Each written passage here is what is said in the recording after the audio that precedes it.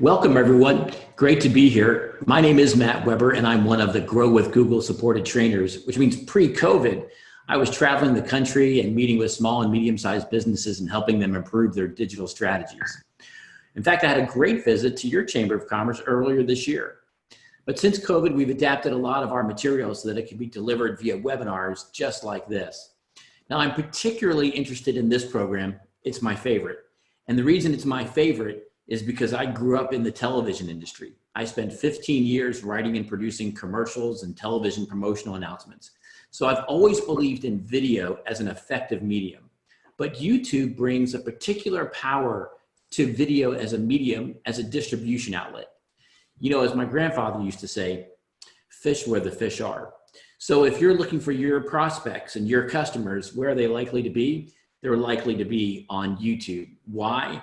Because YouTube has over 2 billion logged in users. And those users take in 1 billion hours of videos per day. Now let's take a minute and think about that number. 1 billion hours of video. Do you know how old you would have to be if you lived to be 1 billion hours old? You'd be nearly 150,000 years old if you lived to see 1 billion hours. So give that some thought about the context of how much video is consumed on YouTube. But it isn't just the quantity of video on YouTube that makes it an attractive opportunity for businesses to use it as an advertising outlet. What makes it so important is the fact that people are engaged. Now, when I worked in television, we used to think television was the mass medium. But today, clearly, television is no longer the mass medium. And when we talk about television, watching video on television, there was a theory that came about in the 60s and 70s that looked at how people chose what they watched. And that theory was called the least objectionable programming theory. And what it stated was that when we watched videos on television, we didn't necessarily watch what we wanted. We watched what was least objectionable of what was available. Well, with YouTube, that's completely different. What makes this distinguishable as a medium is the fact that people actively select what they want to watch. They engage in it. So therefore, YouTube is what is being referred to as a lean-in medium. People are actively consuming content that they chose, so their involvement in the media is so much higher. So this interest in the videos that they choose makes it a very fruitful and productive opportunity to you to get your business message across. Let me give an example of how this might work. And the reason I like using this example is because I think as businesses and marketers, we tend to oversimplify a little bit the customer journey. I think a lot of times we think that prospect sees an ad, clicks on an ad, goes to our website, does the thing that we want them to do, and boom, that's it. In truth, research shows it's really a lot more evolved than that, and there are a lot more steps. So take a scenario where someone's watching a YouTube video and they see a bumper ad. And we'll talk more about bumper ads coming up in just a few minutes, but bumper ads are short ads that are really designed just to get brand awareness and to get a brand name out there. And maybe that bumper ad, the repeated exposure to that bumper ad, stimulates someone to go to, let's say in this case, a car dealer's website, Sunnyvale Motors. Now they go to the website, and an interesting thing happens is that by going to the website, that puts a cookie on their device. And that cookie, which is just a little piece of code, says this is the page that they visited. Presumably, this is what they were interested in looking at. So with that code, then you and YouTube can then say, okay, well, this is kind of maybe what they're interested in. So then as that user goes back to YouTube and watches more videos engaged, they see more ads. But this time the ads are customized to what they visited before, called remarketing. So they get a remarketing ad, they go back to the dealer's website again, and then this time they actually schedule a test drive. And then later they go back to the website, and then maybe they actually purchase a vehicle. Now, what you see on the screen may actually have taken 30 to 40 to 50 days to do that, but the ability to touch someone through a duration of time and progressively show ads or content that are more specifically relevant to what they're interested in is one of the great powers of YouTube. And that's why today we're going to talk about a couple of really important things. We're going to talk about how to create a home for your business on YouTube. We'll talk about what I think maybe most of you came to hear today, which is how do you create videos that help you achieve your business goals, whether they're ads or whether they're just straight videos. What's the secret to creating that video that markets your business? Now, we're also going to talk about how to organize your channel to attract viewers. A lot of people will jump over a few key steps in making their channel as powerful as it could be. We'll talk about how to promote your business with video. We'll talk about how to stream video with YouTube Live, right? People love live events. And then at the end of the workshop today, I'll go over some resources where if you wanted to extend your education further into YouTube, you can pursue those. So let's talk about creating a home for your business on YouTube. And that begins with a channel. Now, I'm going to assume for a minute that you're not signed into your Google account on whatever browser you're using. So if that's the case, then you would click sign in with your Google account. Now, before we get too deep here, a couple helpful hints. Number one, it's very helpful to have a generic Google account that is not your own, not owned by you personally, for not only your YouTube channel, but also for the rest of the Google tools, Google Ads, Google Analytics, Google Search Console.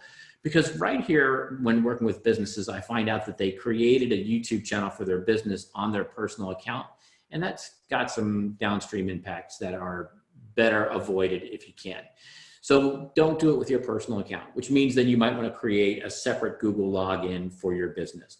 So then you simply click sign in to do that. Now, if you're already signed in, it's going to jump you ahead to the next step. And when you jump to the next step, you're simply going to click on the button called create a channel.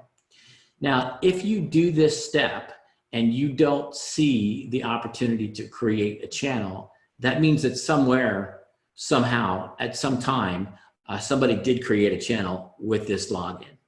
And to rectify that, you would go to youtube.com/channel_switcher. And I find this in helping businesses, this happens probably about maybe 1 out of every 4 times when I help a business.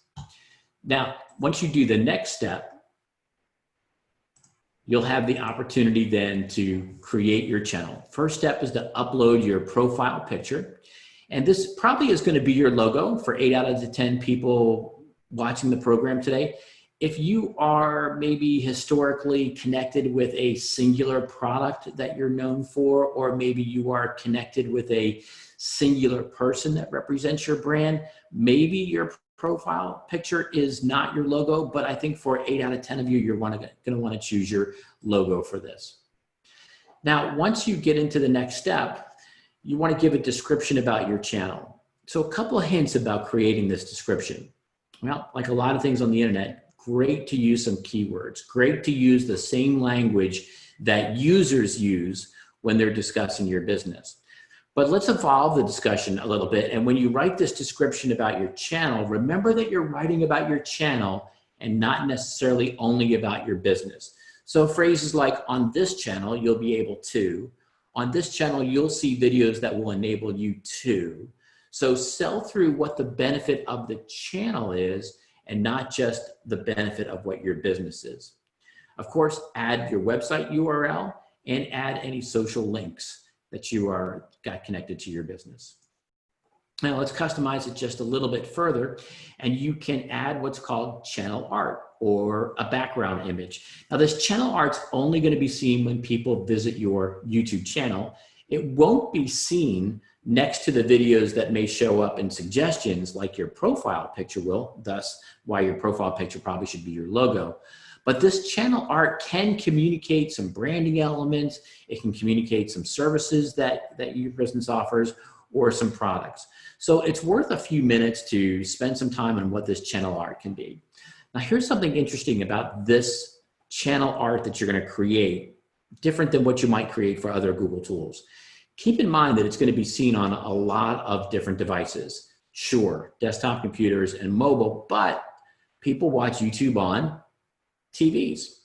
So in order to make that look great on all of those devices, best size is an image that is 2560 by 1440. That's 2560 by 1,440.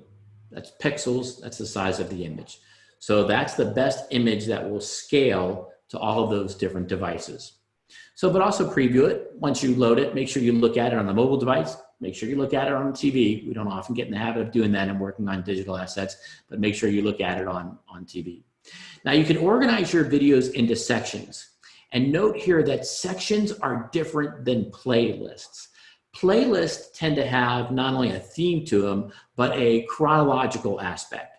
Sections you can organize by, let's say, for example, unboxing videos or new product videos or how-to videos.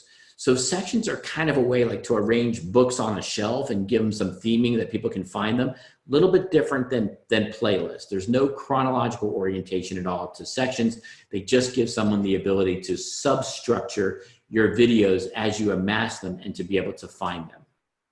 So once you've got your channel ready, all you have to do to upload a video is click on the plus sign in the top right-hand corner, and you're ready to put in your videos. Now here's what a fully developed channel may look like. And I want to highlight something in this screen for you, and that is the channel trailer. I find that a lot of businesses will simply use that spot for either their most recent video or the first video that they've ever created. But think of your channel trailer just like a trailer for a movie. It's a tease. It's a sales opportunity. Should be about 20, 30, maybe on the long side, 40 seconds, but it's going to sell through why you should not only watch the videos in this channel, but why you should subscribe. And it should contain that call to action to subscribe to this channel.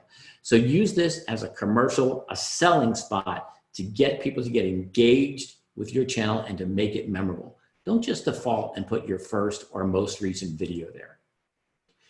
All right, now you've got your channel up. It looks great. You're using all the elements.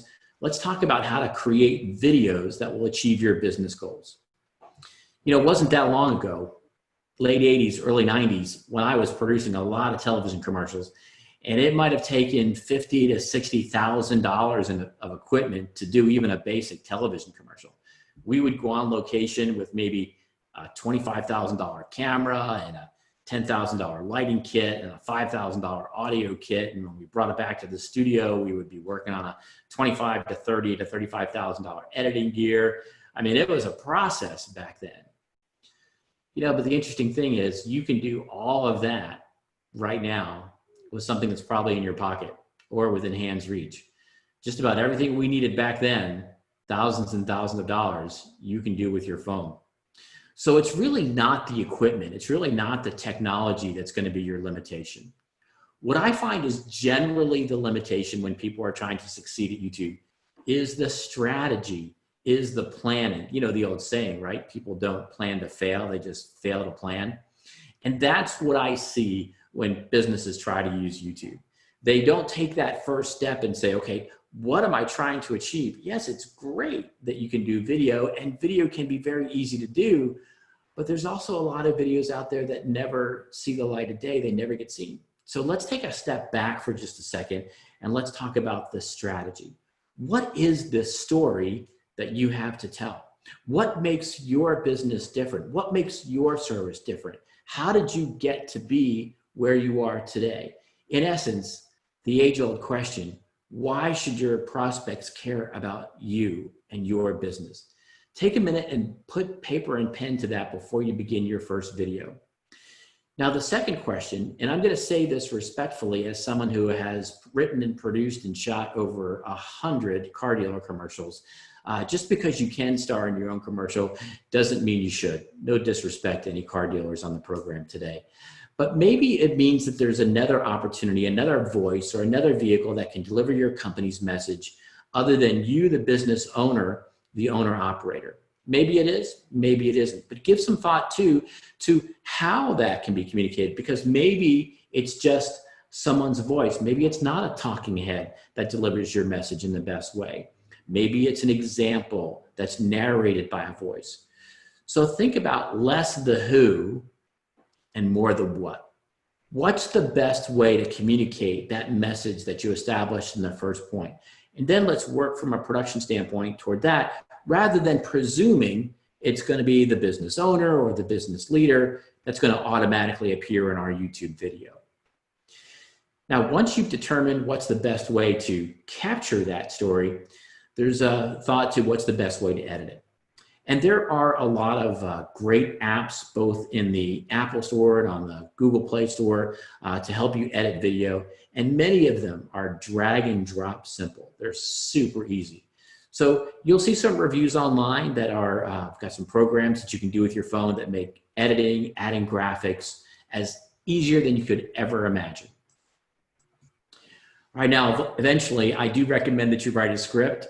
I know the temptation is to maybe do it extemporaneously, but you're better served if you give some thought to a script. And what kind of makes a good script? And I'm going to ask you to make note of this. In fact, if you don't take away anything out of this program, take away this. Clarity will beat cleverness 80% of the time. And I know some of you are thinking, wow, YouTube, I think of the crazy cat videos and the trick shot basketball videos that I like, and those videos that catch lightning in a bottle and become immediately shareable and go all across the internet. Yes, those absolutely happen. But those aren't examples of the best business uses of YouTube videos. And I'd like you to step aside from that as your perception of a YouTube video for just a minute and think about, what is your story? How do we say it? And give some thought to putting that down in pen and paper in terms of a script on that. And clarity will beat cleverness 80% of the time.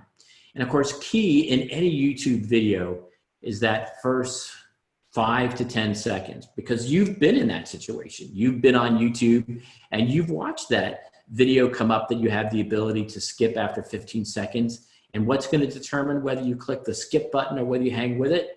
It's that first to 5, 10 to 15 seconds. So what's what we call the hook in your video? What is that visual technique that is going to make me stop and say, oh, what is that, right? And so remember the old saying that maybe back when you were in speech class in college or maybe in high school, tell them what you're going to tell them, and then tell them what you've told them. A really good basic foundational principle for any YouTube video. So in a very clever and engaging way, tell them in the first 5 seconds, what are we about to tell them? Why do they have to hang with us for just a few seconds before we can get them to bypass that skip the ad message? And at the end of it, remember that in the beginning we talked about what's the purpose of the video? What do we want people to do when it's all over? Which means we have to have a call to action. The video is more likely to be successful for your business if you've pre-designed what it is that you want them to do at the end. Now, is that go to the website? Is it as simple as subscribing? Is it as simple as maybe you want them to leave some comments on the YouTube channel to give some indication of engagement, to give feedback on the video? But whatever it is that you want them to do, people are more likely to do it if you tell them explicitly to do it. So tell them what you want to do at the end of that video. Now, it's pretty easy to come across a little too heavy-handed and a little too overtly sales on a YouTube video. So we talk about that CTA, that call to action, but also maybe steering the conversation a little bit to what is downstream. Like in the future, you're going to see more videos like this on our channel. So plant a seed as to not only what you want them to do immediately after the end of the video, but long-term, what are you going to be bringing with your future videos, and what's the value of watching the additional videos in the future? So steer the conversation subtly to what's going to happen next. All right, it's production time. You've got your script, you've got it thought out, you've got the end game narrowed down. How do we put this all together in a good video? So step one, the where, right? Where is this video going to be shot? And when you think about that, think about a space where you can remove distracting elements, right? Remember the idea of shiny objects. Sometimes on the internet, people can be like kittens. They're easily distracted by anything that's on there. So cleaning the set and making sure that it's free of any kind of visual distractions. And also look for subtle ways to introduce your brand, like an over-the-shoulder logo of a Zoom background or a hat, or as we've done here at Google, a shirt with the brand on it, a cup, a mug, a microphone flag. Look for opportunities to subtly and consistently put in your brand. but make sure the space is clean visually. Now, I want to give you just a super pro tip here. The pro tip here is to record a couple seconds of video of the background of where you're going to shoot, and then look at it, play it back, because a lot of times the camera sees things that the human eye doesn't. So always good to shoot what we would call space video or blank video just to see what the camera sees. Now, the second consideration is about lighting. If you can do it, natural lighting is always best. But if you're not in a position where you can get natural lighting, then using something that's called a ring light can help. And a ring light is a circular LED light that you can find for anywhere from $25 to $44, $45. And many of them have a component in it where it will hold your phone or hold your GoPro camera, whatever you're going to use, inside that ring light. So then the lighting source and the camera are all coming from the same direction. Now, if you are going to use natural light, and even if you're going to use the artificial light with a ring light, you definitely want to watch for shadows. And here's another good reason why you want to lay down a couple seconds of video before you actually begin recording your presentation. Cameras are going to be much more sensitive to shadows and different gradations of gray than the human eye is. The human eye cannot see as much gradation as a camera can. So let the camera tell you what it sees, take a look at it, and make any adjustments. You may have seen on a television show or a documentary, whenever they're portraying a commercial or a movie being shot, the lighting director typically comes over and he's waving his hand in front of the light like this, because he's trying to create shadows and trying to see where they are and see what the camera sees. So shadows can be conspicuous, but here's the crazy thing. They can also be inconspicuous. Sometimes you don't see it till it's too late. So check for shadows. Now let's talk about sound for just a minute. Yes, you could record sound on your phone, and that will work. But in that case, I think you want to take extra steps to control your environment. And lots of things create sound that you may not realize in your everyday life when you're in a space all the time. Your air conditioner creates a sound. Sometimes your laptop computer creates a sound. If there's an aquarium in the room, it creates a sound. You'll be amazed at the things that you hear suddenly when you play back a video that you didn't hear when you were in the room. So another good opportunity to lay down some video and listen for that. If you have the chance to spend money on what's called a directional microphone, that will help. You see, the microphone in your phone is an omnidirectional microphone. It's designed to pick up sound from either 180 or a 270 degree voice pattern, sound all around it. A directional microphone is designed to pick up sound only directly in front of it. And so that saves a lot of aggravation in eliminating background noise. Now, directional microphones they can be hooked into your phone. They come with adapters and splitters so that you can hook it into your phone and still hook in the ring light and still hook in your power source. They're all available out there for that. So, and they can be either hooked on a tripod, they can be hooked on a stand, or depending on what you're doing, like I am today, they could be just put on the desk. And I'm using a very common microphone that people use for podcasts all the time with a directional setting so that it only picks up my voice and doesn't pick up my background in this circumstance.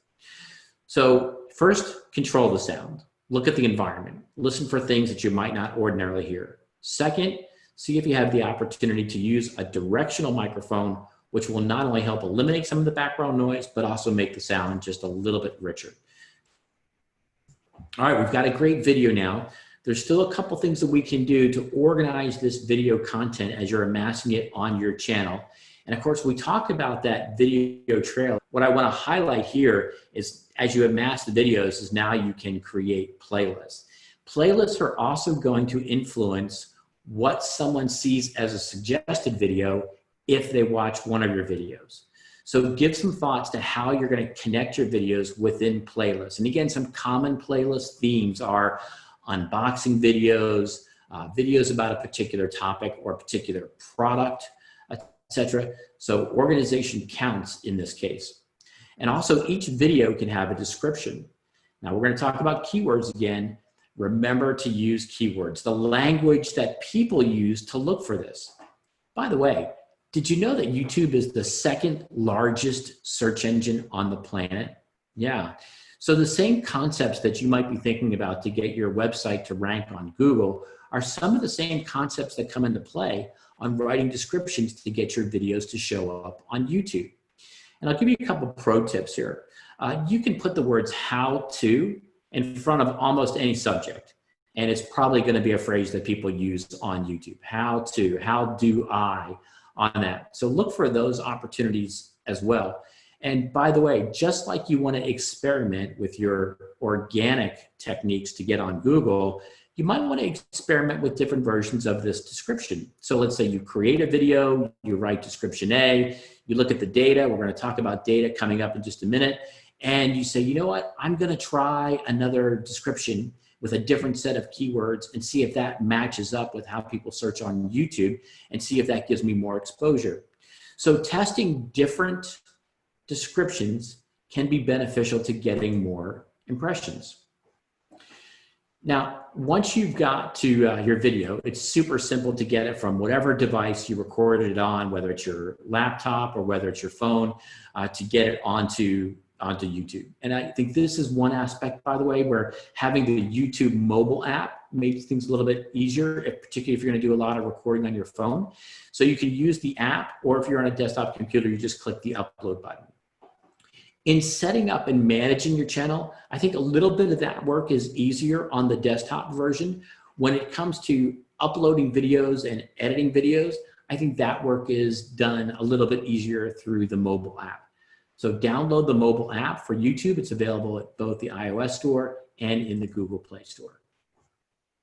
Remember that each video has all of these details that you can add to it. Don't skip over any of them. Give it a great title. Hopefully a benefit-driven title. Again, here's where these words how to could come into the title. There's that description that we talked about. And then the all-important thumbnail. Now, YouTube is going to automatically choose 3 thumbnails for you from that video.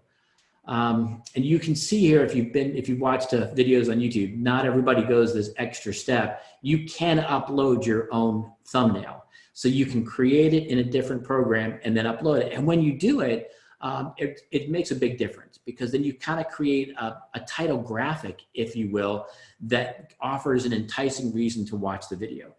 I'm sure you have seen the videos where someone didn't take this extra step and the thumbnail video is the talking head with its mouth open in a frozen state, and it just doesn't look very pleasing.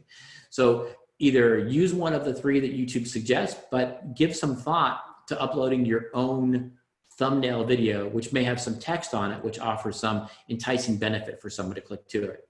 Because getting someone to see the video and getting someone to watch it, again, are 2 completely different things. Once you've created your playlist, you can assign the video to a playlist here.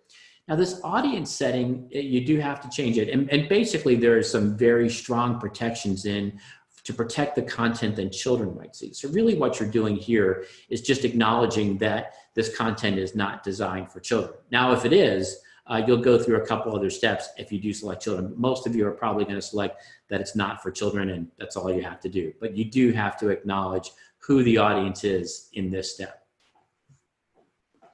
Some other video elements that I think a couple people tend to bypass are end screens and cards. End screens are kind of the opposite of thumbnails. They're at the end of the video, and they can be pre-designed. There's a real value to having consistent branding and consistent elements on the end screen of all of your videos, because maybe your CTA at the end of your videos is visit our website at, and you want to maybe re-emphasize that website address with a consistent end screen. So you can create a graphic, upload it as an end screen, and then YouTube will use that as an end screen for all of your videos. Cards are often overlooked, and I think it's maybe a little bit because of the name, because the name cards really doesn't do it justice as to what they are, because cards are an opportunity to put in some engagement into your video. There's standard types of cards. They can be polls, they can be links, and the links are particularly important for those of you who are selling products, because you can put a link to that product into that card. You know, a couple rules about using cards is the video has to be, I believe, at least 20 seconds long to qualify for a card. And videos also have to be at least 20 seconds long to qualify for an end screen, by the way. But these cards are engagement opportunities. It doesn't mean they stop the video to engage. They can use these engagement opportunities alongside the video or with the video. So a very powerful tool that has evolved over the few years that YouTube has been around and will probably evolve in the future. So definitely experiment with using cards in your videos. All right, now you've got your video uploaded. We got to get it in the hands of people. We got to let people see it. So there are basically 3 types of video on YouTube. There are public videos, unlisted videos, and private videos. Private videos are only available if you manually give somebody the link. If somebody doesn't have the link, they can't see it. Unlisted videos can be seen and they can be shared by lots of people, but they will never show up in search results on YouTube. And public videos, exactly what you think that sounds like. They're going to be seen by anybody that can watch them, anybody can share them, and that's the highest level of visibility. There's a sub-segment of public videos called YouTube premieres. And when you choose the video as a YouTube premiere, it means that you're going to schedule its debut in the future, and you're going to create kind of a mini landing page within YouTube for that premiere. So then you can kind of share this landing page without sharing the video that announces the fact that the video is going to be coming at a future date. So it creates a shareable element beyond the video to promote it.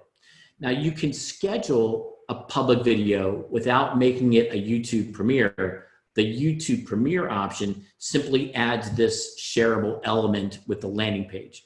So maybe you've got a new product coming into the store and you want to do a video about this new product, but the product's not going to be in your store until 7 days from now. Here's a great opportunity to create the video, but don't let anybody see the video, but build hype about it by using the landing page until the product is actually in your store. Great opportunity to do that. Once you've uploaded the video and you've done all these details, of course, use your existing social media outlets to share it. And YouTube can kind of be the hub of a lot of your activity on social media. So if the video is the fulcrum and your YouTube channel is the center of all this, then lots of opportunities to promote that through your website, through social media, through email, and through your blog content. You know, the key, I think, in digital media is to repurpose content. So if you have a strong story going back to the middle of our presentation and you kind of thought, that's a great thing to say, then think about the number of ways that you can tell that story. Maybe it is a great blog and that it's also a great video. And in the written form of that story in the blog, there's a link to the video, and then vice versa. In the video, there's going to be a link to, boy, if you want to find out more about how this happened or what led to this point, click below to see the blog article where we go even more detail. Right? Or maybe the video says, hey, if you want to see more before and after pictures that are updated, click the link to this blog article where we update our before and after pictures. Use all of these media in tandem with each other to drive people back and forth all around a single unifying message where your YouTube video and your YouTube channel is the hub of that. And like all the Google products, there's some free data that comes with it, really great data. And I think YouTube videos are much like a lot of the other digital content you have the ability to create. At the end of the day, the answer is we should experiment. We should test. Is A going to work better than B? You know, I've got some theories. Maybe I've got some best practices that have evolved over my time in digital media.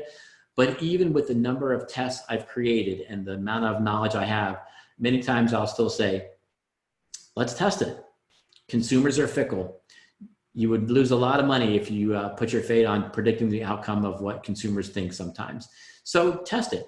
And so a lot of times test 2 different versions of a video. Maybe they have 2 different endings and see what happens. So in your YouTube analytics, you'll see how many people saw it, how many people were exposed to it. And of course, the all-important duration, watch time. So it's great that somebody started it. What's more important is that somebody finished it. So you'll see what types of content you create that actually keep someone's interest from the beginning all the way to the end. And by the way, don't forget to tease that in the video. Don't forget in your videos to say, coming up in just a few minutes, we're going to, so that people have a reason to stick to the end of your video. All right. Now, let me show you some examples of some things that can be done very simply to promote your business with video. So I'm going to pause for a minute and we're going to show some great examples of businesses just like yours that have used YouTube videos.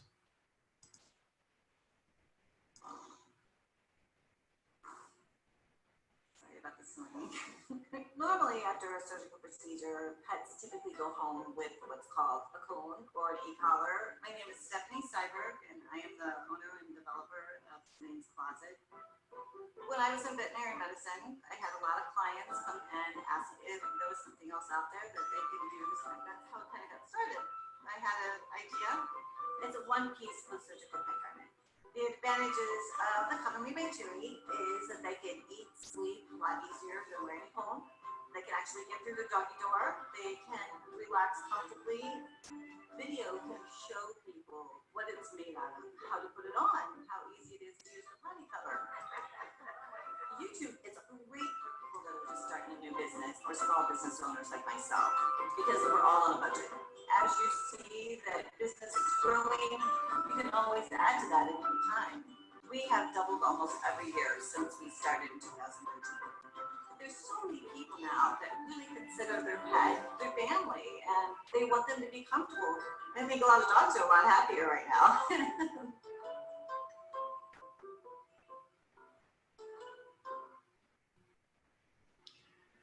I think that was a great video because I think you'd agree that wasn't a wildly creative video, but super informative. And if you're like me, I had no idea that product existed before I watched that video. And by the time I was done, I had that V8 reaction like, wow, why didn't anybody think of that sooner? So all that video did was show me what the product did, right? I didn't consider that a video with a lot of hype. I didn't consider that a video with a lot of selling. I was just engaged in what it does, and it was explained to me in a very calm and helpful manner. So I love that video because it points out that it's not always about very aggressive selling on YouTube. So there are a couple different options on YouTube. Of course, we want your organic videos that we call them. Those are going to drive traffic because people are looking for those topics. But there are a number of different ad formats if you choose to use ads on YouTube, which are very, very powerful. And let me cover the 5 of them. They're worth thinking about. We won't go into detail about all of them, but in-stream ads are the ads that you've, I'm sure, experienced as a YouTube consumer. They run before, during, sometimes other videos on YouTube, sometimes the display network, maybe your favorite app or games. Sometimes they're embedded on other websites, and then after 5 seconds, the viewer can skip the ad. And that's the most common ad format that's out there. They're called in-stream ads. And of course, the real value is you only pay if someone engaged and decided to watch the ad. Now, there are ads called video discovery ads. And if someone goes to YouTube and says, hey, how do I fix a 2014 Mazda GLC? Those ads that appear on the right-hand side of that screen in those search results, those are discovery ads. And those are only going to show up when someone initiates a search. Then there are ads that are called outstream ads. And they may not appear on YouTube, but they may appear on partner websites. So there are lots of websites out there that engage with Google to sell their advertising content. They are website publishers at that stage. And you can buy their advertising inventory through the Google Ads and YouTube interfaces. And then there's a format called non-skippable in-stream ads. Now, as the name says, they're non-skippable. Those are always 15 seconds or less. Viewers can't skip it, and those only appear on YouTube. And then finally, a very interesting ad format that you might think isn't effective, but watch the number of national advertisers that use this technique the next time you're on YouTube. These are called bumper ads, and they are only 6 seconds or less, and viewers cannot skip those ads. Let's take a look at some more examples. We've got formats for all types of attention spans: little bite-sized bumper ads, snack size, those non-skippable in-stream ads, 15 to 20 seconds, and then of course, true view ads, 30 seconds, and the ads that appear on other websites. Now let's watch this bumper ad, but pay close attention because it's gonna go fast. basketball highlight video that costs you up to $1.31 in data. Switch to Xfinity Mobile and save. Pretty great, right? Now imagine, of course, we don't expect anybody to act on that after watching it one time. We get back into what are called reach and frequency of ads. But imagine seeing that ad 20 or 30 times over the course of a 2 or 3 week period. You get the brand pretty quickly, you get the benefit very quickly, and ultimately then when you see a longer ad for that brand or even a banner ad on another website, you've got the brand recognition, the brand awareness. You know, a lot of people will say you can't get market share until you get mind share. And bumper ads are a pretty effective technique at getting that mind share, and they're crazy inexpensive. So they may not be the action driver, but they may be the action foundation for the ad that is the action driver. Let's look at a different example.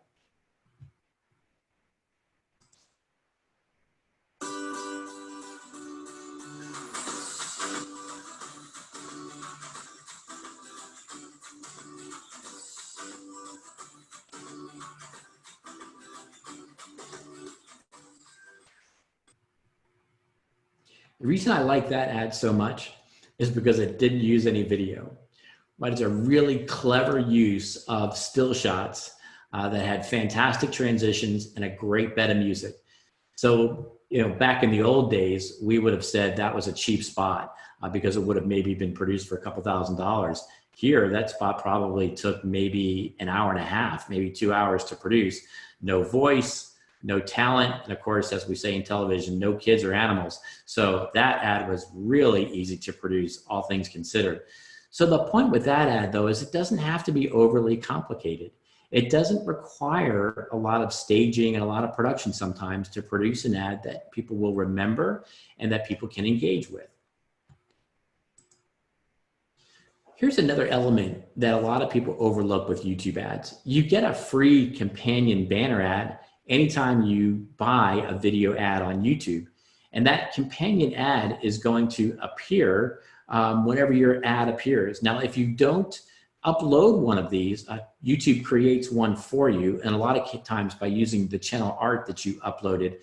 But if your video has a specific message, complement it with a specific message on that companion banner. So take advantage of that. It's also clickable. You can designate where it goes to. But when I have a saying that says, if anybody gives me free digital real estate, I'm going to take it. So if somebody gives you free digital real estate with a companion banner that comes with your video ads, always take advantage of it. We're getting down to the end of the program, so let's talk about how to go live. And I see that somebody's already asked a question about how to go live. You know, there is a special place for live events.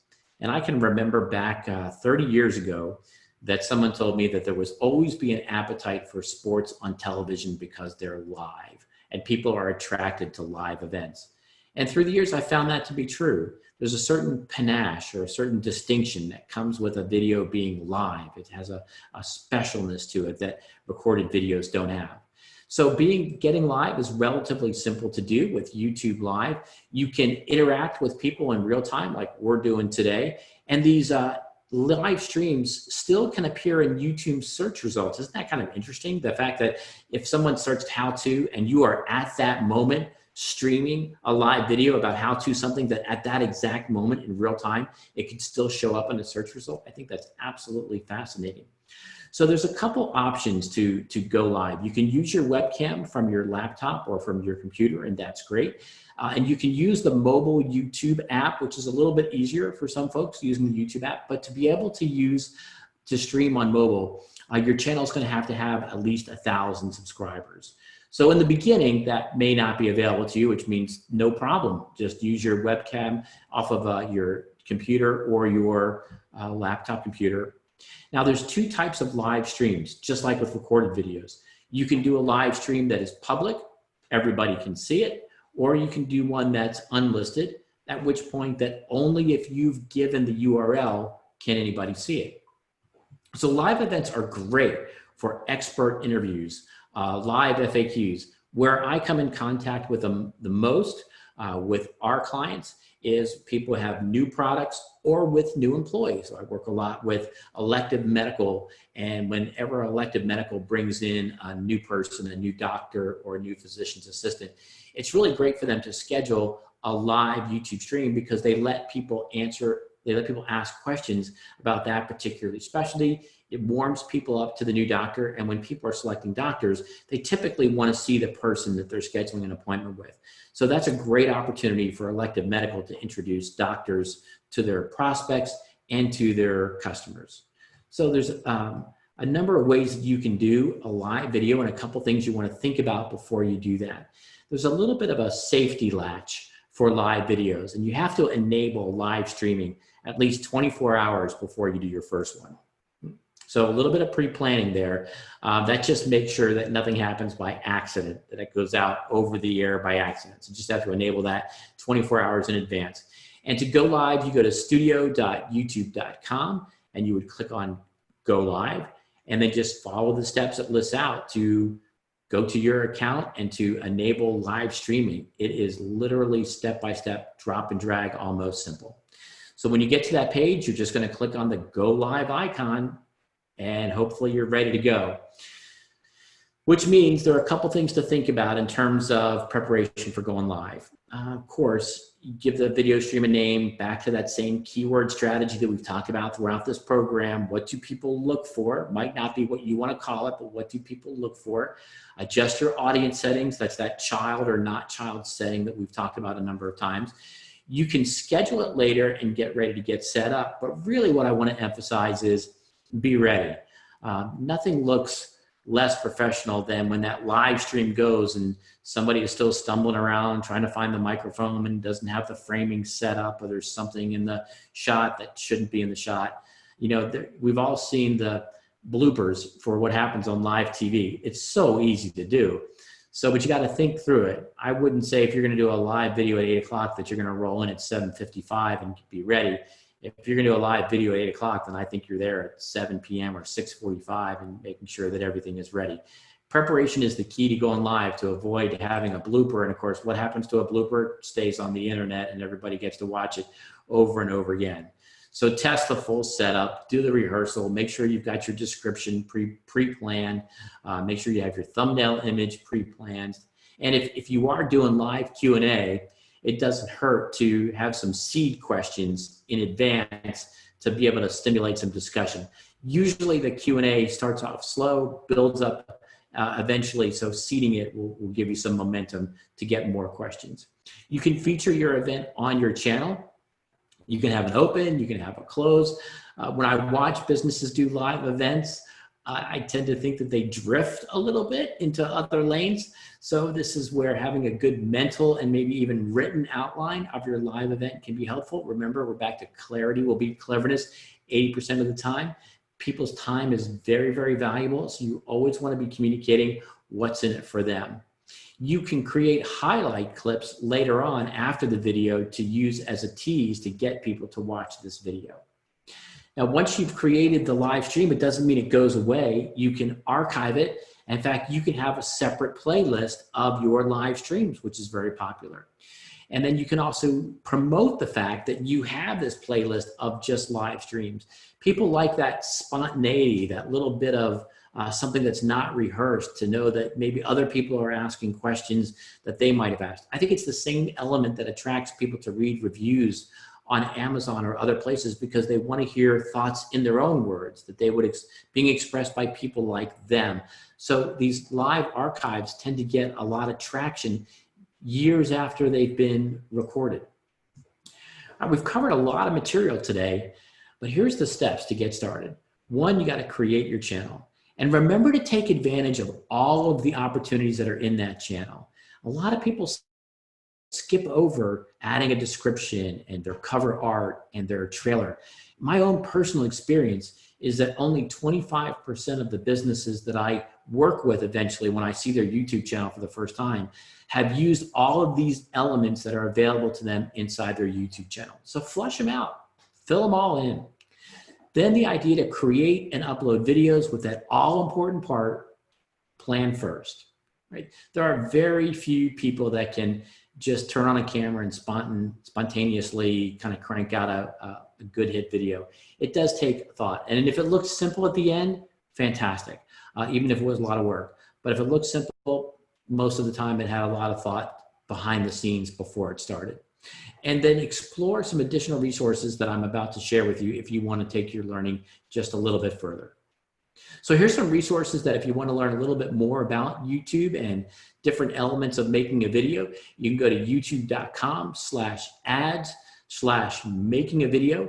And on there are some tips from professionals to even increase your knowledge more about maybe even intermediate lighting techniques and intermediate video editing techniques. And it's all really, really great stuff. I've watched a lot of it myself, but I want to stress to you that you don't need to be a pro.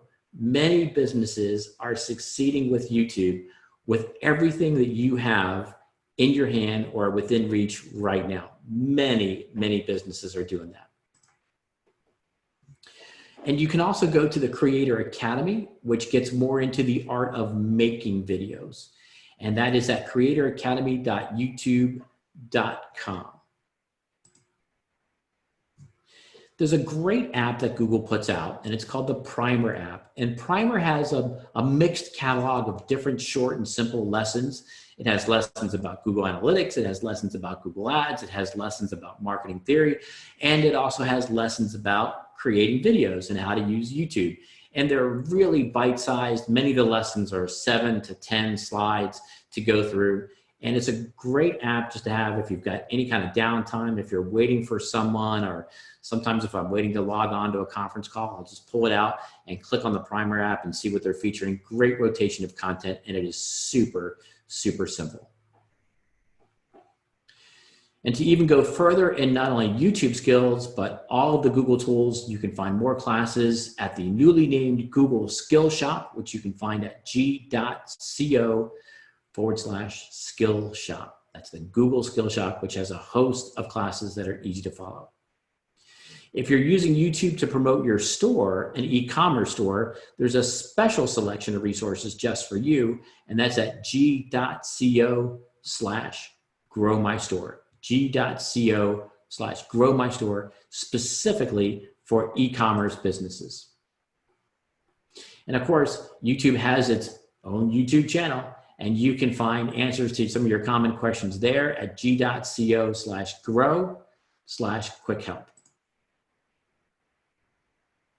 More opportunities available at Grow with Google. That includes opportunities on writing code and special classes for teachers. And you can find that at google.com/grow. All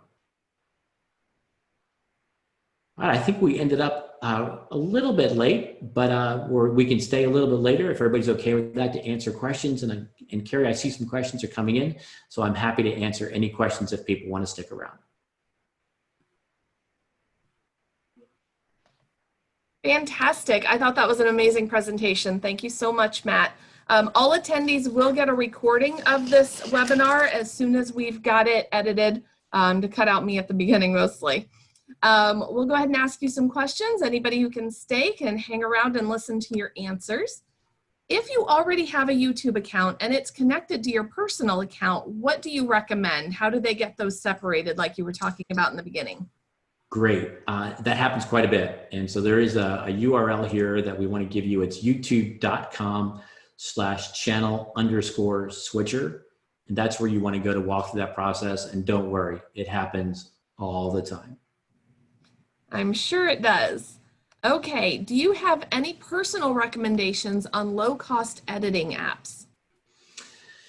I do, but we're hesitant to endorse any other brand on programs like this. But I will say that if you Google the phrase helpful video editing apps, you'll get quite a list, and they're also got great reviews. So I don't doubt that you're going to be able to find one that fits your preferences. Okay, is that going to be the same answer for, hold on, I saw it down here just a little bit. Did you have a recommendation for a solid ring light? Same answer, correct. And those are plentiful out there. I will say this about the ring light though, in terms of size. If your video that you think you're going to be doing is a lot of talking heads videos like we're doing right now, that you may not need one as powerful as the ones that are out there. So ring lights come in different sizes, some that are designed to illuminate a large space, some that are designed just to illuminate a face, like in the screenshot you see with me right now. So give that some thought before you buy one. The one that I'm using right now is no more than 4 inches high, but they come as high as 18 inches in diameter. So mine right now is only 4 inches, if that helps. Good to know. Is there a way to do a YouTube and Facebook live video simultaneously? I think you stumped him, Misty. Not with either tool. I mean, I know for sure that YouTube, there's no mechanism within YouTube that says, hey, go to Facebook Live as well. I'm not as conversant in Facebook Live as I am with YouTube. I doubt that there's a mechanism in that platform that says, hey, log in here with your Google account and go live. So I would think the only way to do it would be to go through each platform manually and initiate it manually. I don't think there's any connection.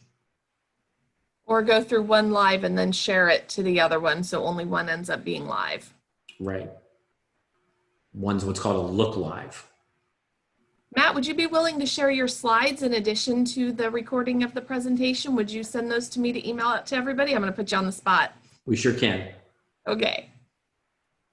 What is your opinion on having a YouTube video for a nonprofit organization? Oh, I think it's fantastic.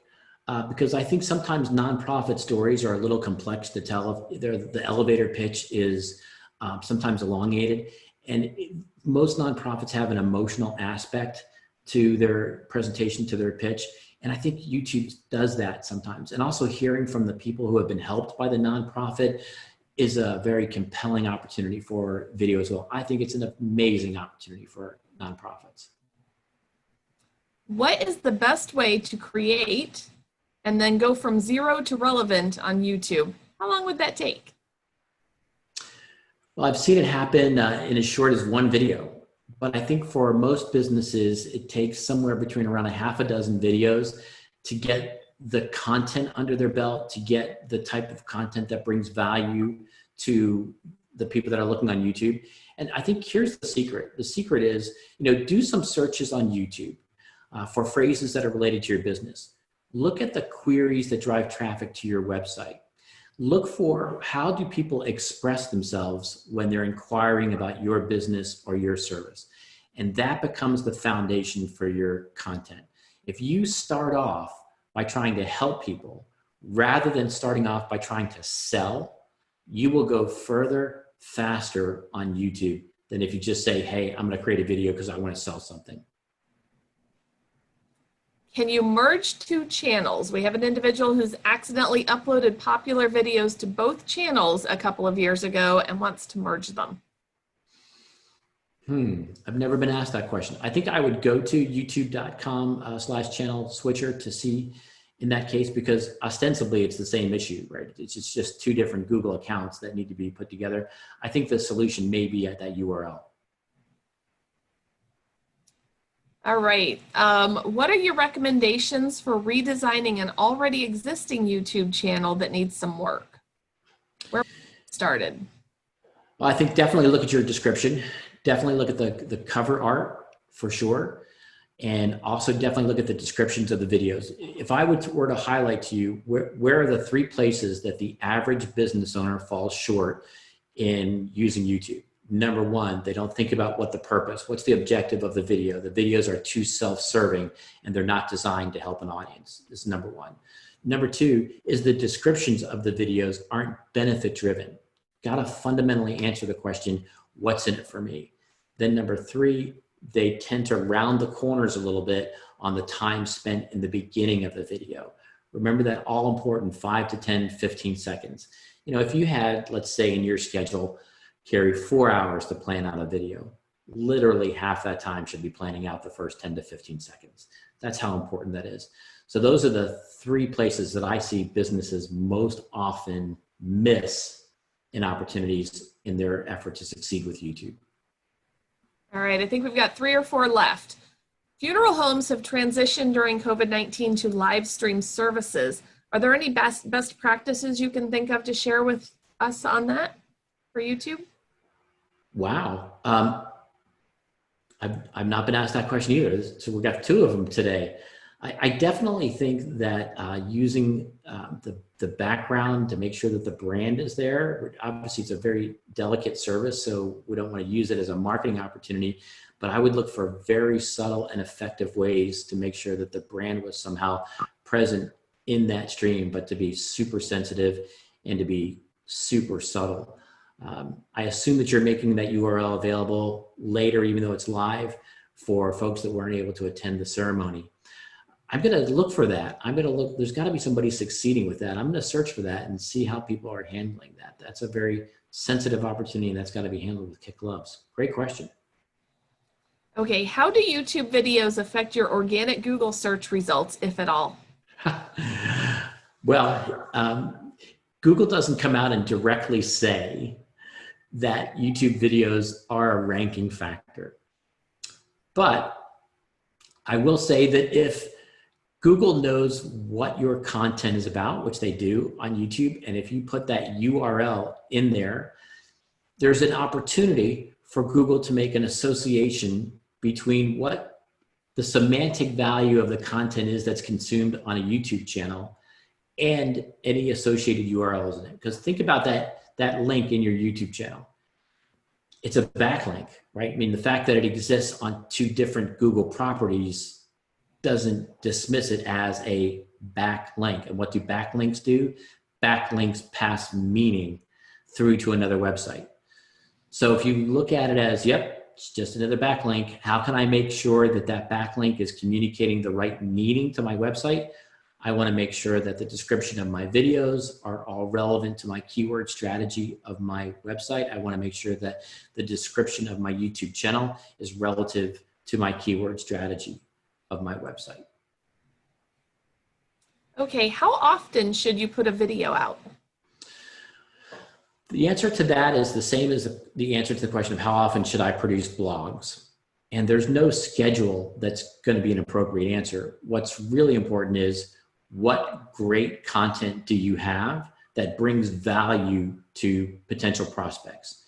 And I have some businesses that could literally knock out a video a week because they have so much content. But if you don't, it's okay if you're knocking out a video a month or even a video every 7 weeks, as long as the content brings value. You know, I have a CPA as a client who just loves Excel. And my gosh, he's into Excel at a level that most of us can only dream about.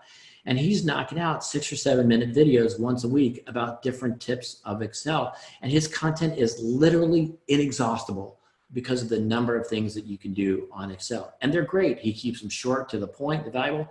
So unfortunately, the answer isn't about the calendar or a clock. The answer is about what are you going to do to bring value to people who could potentially watch your videos. And when you've got that list of great content, then produce it. And should you leave every video on your channel even after multiple years? No, no. If you have a video that just died and nobody watched it and it didn't bring any value, no. And I think you watch businesses evolve with their use of videos. And I think they take off some of the ones that were in the beginning that just were part of the learning process. No, there's no reason to have every video you've ever done on your YouTube channel. If it didn't bring value to somebody, and I would be hesitant that somebody watched it as a sample and took that as the level of content that you're producing now. So no. Okay, last one. Are there any governmental agency YouTube channels that you would recommend to look at for examples on engaging setup and content? And if not governmental, what other businesses that can they search for and look through themselves for a great setup? Wow, I don't have any personal direct experience with that, but for anybody listening to the webinar, go to YouTube and search your competitors. So in this case, I'm assuming you're going to search government agencies that are related to the industry that you serve.